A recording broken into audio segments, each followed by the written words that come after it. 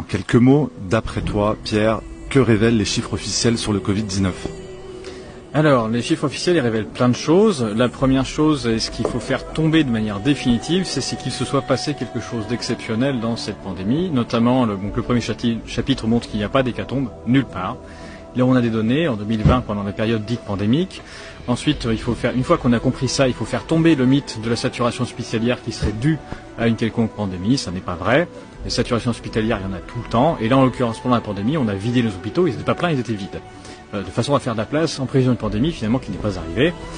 Et ensuite, il faut regarder le nombre de malades, c'est-à-dire ce qu'on compte d'habitude avec le réseau Sentinelle, et se rendre compte que les médecins n'ont pas vu de malades pendant cette pandémie. Contrairement au moment où il y a des grippes, par exemple l'hiver, où on compte des malades et on voit des traces de maladies assez fortes, avec ce qu'on appelle les taux d'incidence de malades. Et là, il n'y a pas eu de malades.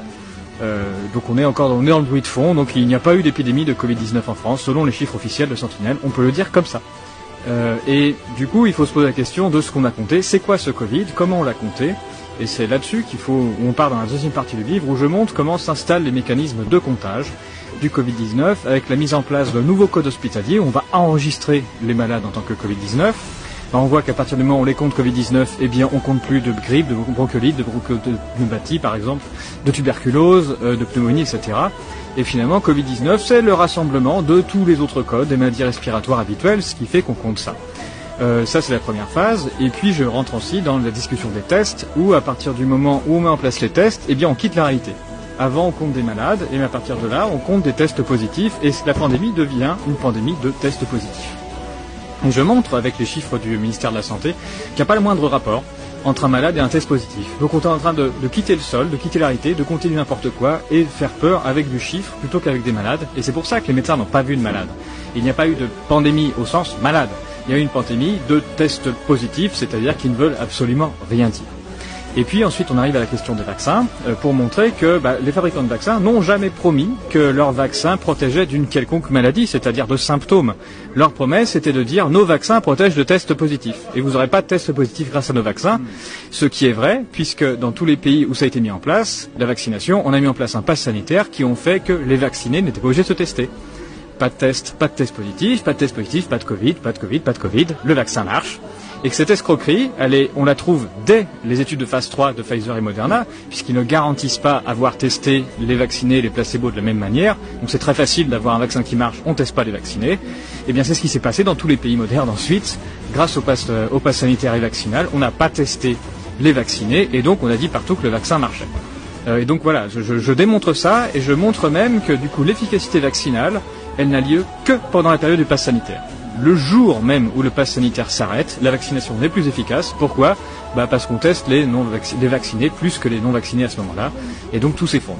Donc la totalité de ce qu'on a vécu, voilà le triptyque, la thèse vaccin-pass, ça permet de mettre en place une escroquerie qui aurait marché avec n'importe quoi, et c'est l'objectif de ce livre, de tout démontrer avec des chiffres officiels, tout à l'appui.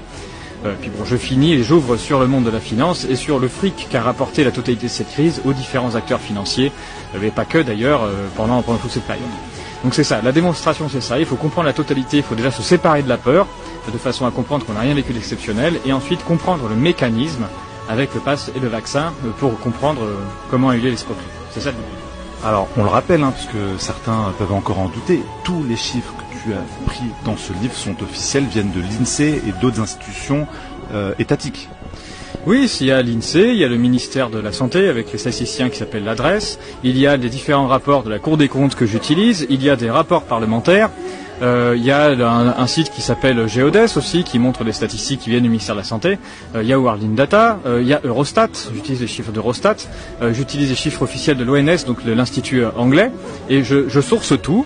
Et puis la totalité des statistiques, des calculs et des graphiques que j'ai pu faire, je les fais à partir de programmes informatiques qui sont dans un langage qui s'appelle R, et j'ai tout mis en ligne. C'est-à-dire que les gens peuvent faire tourner mon programme, donc revérifier tous mes calculs s'ils le souhaitent, retrouver tous mes graphiques pour revoir si j'ai pas omis des choses, s'ils veulent m'accuser de cherry picking, mais vérifier, regardez tous mes graphiques, regardez ce qui s'est passé, tout ce que je trouve, et n'hésitez pas, et ensuite on discute. Donc voilà, tout est public.